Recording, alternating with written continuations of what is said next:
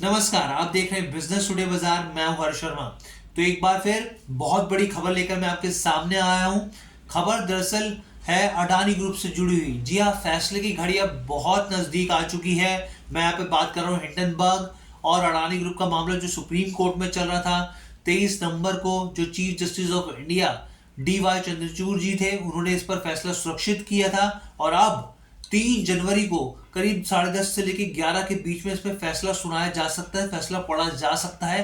तो बहुत अहम दिन रहने वाला है अडानी ग्रुप के ऊपर। बिजनेस टुडे आपको पूरी कवरेज इस पर दिखाएगा कि क्या क्या किस तरीके से टिप्पणी की गई और क्या ये फैसला आया है। और बस आपको करना क्या है, हमारे साथ बने रहना है और बिजनेस टुडे बाजार को लाइक शेयर सब्सक्राइब करना नहीं भूलना है यहाँ पर। तो 23 नंबर की मैं आपको बता रहा था कि उस जो DY चंद्रचूड़ जी हैं, उन्होंने फैसले को रिजर्व रखा था, सुरक्षित रखा था। लेकिन अब 3 जनवरी को इस पर फैसला आने जा रहा है। ये फैसला क्या होगा हम आपको अपडेट करेंगे। साथ ही अगर मैं आपको पूरे घटनाक्रम के बारे में बताऊं और खास तौर पे जो टिप्पणियां रही पिछले महीने बहुत ही ज्यादा जिसपे निवेशकों ने रिएक्ट किया, मैं आपको वो भी बताऊंगा। लेकिन अगर आपको याद हो कि हिंडनबर्ग की 2023 जनवरी में रिपोर्ट आई थी और उसके बाद से स्टॉक में जबरदस्त तरीके से गिरावट देखने को मिली थी और निवेशकों के साथ साथ जो पूरी अच्छी खासी नेटवर्थ थी अडानी ग्रुप की, बहुत ज्यादा नुकसान झेलना पड़ा था। साफ तौर पर अडानी ग्रुप ने आरोप लगाया था स्टॉक मैनिपुलेशन का और साथ ही अकाउंटिंग के नियमों को उल्लंघन को लेकर, जिसके बाद सुप्रीम कोर्ट की तरफ से सेबी को जांच के आदेश दिए गए थे कि आप सिक्योरिटीज की जांच कीजिए, जो स्टॉक में हेराफेरी की बात हो रही है उसकी जांच करके हमें रिपोर्ट पेश कीजिए। और साथ ही सुप्रीम कोर्ट ने 6 सदस्यीय टीम भी बनाई थी जो कि इस अकाउंटिंग फ्रॉड के जो आरोपों की बात हो रही है वो भी इस पर जांच करेंगे। अब इसके बाद क्या हुआ, सुप्रीम कोर्ट ने करीब 2 महीने का वक्त दिया था सेबी को अपनी रिपोर्ट को पेश करने के लिए, लेकिन सेबी ने करीब 6 महीने का वक्त मांगा, मार्केट रेगुलेटर ने।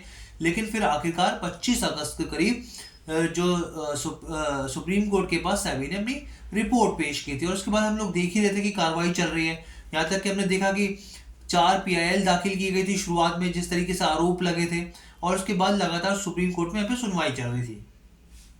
उसके बाद जब सुप्रीम कोर्ट ने टिप्पणियां करी नवंबर में, जो बहुत काम की आपको जाननी चाहिए, जो भी निवेशक है उन्होंने इस चीज को देखा था, सुना था, समझा था, हमने दिखाई थी खबर। तो सुप्रीम कोर्ट का साफ तौर पे यहाँ पे ये कहना था कि भाई सुप्रीम की सेबी की जांच और साथ ही एक्सपर्ट कमेटी के सदस्यों की निष्पक्षता पर किसी भी तरीके का कोई सवाल उठाने का सवाल ही नहीं पैदा होता।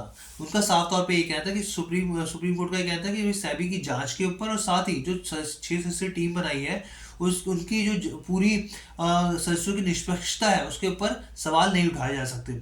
इसके अलावा भी सुप्रीम कोर्ट ने बात की थी कि सेबी के ऊपर किसी भी तरीके का संदेह नहीं किया जा सकता, क्योंकि PIL में इस तरह की बातें की जा रही थी कि भाई जांच को लेकर सेबी का रवैया ठीक नहीं है। उसके ऊपर सुप्रीम कोर्ट ने साफ तौर पर क्लैरिटी दी थी और साथ ही कोर्ट ने कहा था कि हम बिना किसी ठोस आधार सबूत के हम लोग ये साफ तौर पर नहीं कह सकते कि यहाँ पर सेबी गलत है या फिर ये जांच सही नहीं हो रही है या फिर इस जांच को एक गलत दिशा में ले जाया जा रहा है। सुप्रीम कोर्ट ने ये चीज साफ की थी।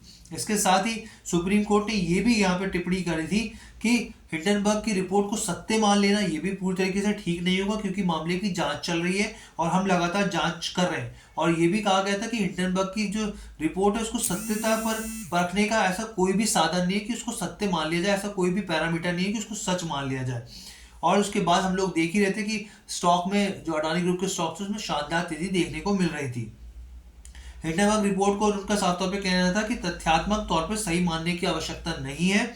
और वहीं दूसरी और जो दूसरी याचिका करता था, जो PIL थे जो इस मामले के खिलाफ ने जिन्होंने याचिका दाखिल की थी, उनका साफ तौर पे कहना था कि सेबी को इस पूरे मामले के बारे में पता था। 2014 से DRI जो खुफिया निर्देशालय, उन्होंने तमाम जानकारियां सेबी के साथ साझा की थी, लेकिन सेबी ने पूरे तरीके से बात को सामने नहीं रखा था। तो ये पूरी खबर थी और साफ तौर पे हम बताएं आपको कि पिछले 1 महीने में जब से सुप्रीम कोर्ट की टिप्पणी आई है, स्टॉक में अच्छी खासी तेजी रनअप देखने को मिला है। तो ये पूरी ओवरऑल खबर थी। हम लोग आपको कवरेज 3 जनवरी को भी दिखाते रहेंगे। कैसी लगी आपको वीडियो हमें कमेंट करके जरूर बताइएगा। बिजनेस टुडे बाजार के साथ जुड़ने के लिए आपका बहुत बहुत धन्यवाद।